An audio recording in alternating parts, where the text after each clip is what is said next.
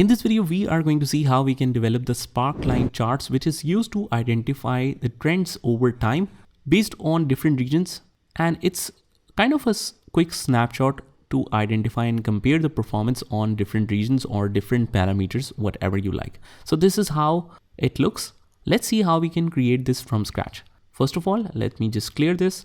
We just create a new sheet and named it as Sparkline charts. And then we have certain criterias and we have certain measures. So let's put the date in the columns and let's make it months, and put the sales in the rows, and let's make it entire screen or entire view.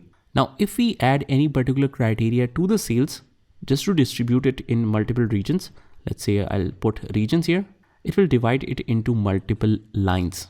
But for the sparklines, we want the ending point to be highlighted with figure numbers and the ending point as well. The starting point and ending point needs to be highlighted in by showing numbers. So if you want that, just drag and drop this sum of sales amount to the labels, and we have the data points that is highlighted at every single point.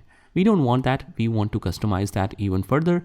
Let's click on labels, and we just want it to show it on line ends. As you can see, in the starting and in the ending, we can see the performance. After that, we just need to reduce the size of it.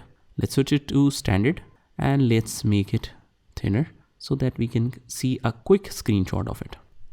Let's drag it from the corner line, this line. Whenever you see this kind of arrow sign to move it backwards or forward, you can adjust that however you want. And after that, if we see this kind of headers, we can also hide these. Right click and uncheck the show header options. And once we are done with it, the final point could be just clearing the grid lines. And that's very simple. Just right click here, format, click on this grid lines little icon on our left. This is grid lines, although it is set to none, but we need to click on it again and then it will remove the grid lines. So to manage KPI performance or KPI performance indicators, adding them on the Tableau charts, you need Sparklines as well. This is a very important analysis tool. So just try this by yourself and I will see you in the next one.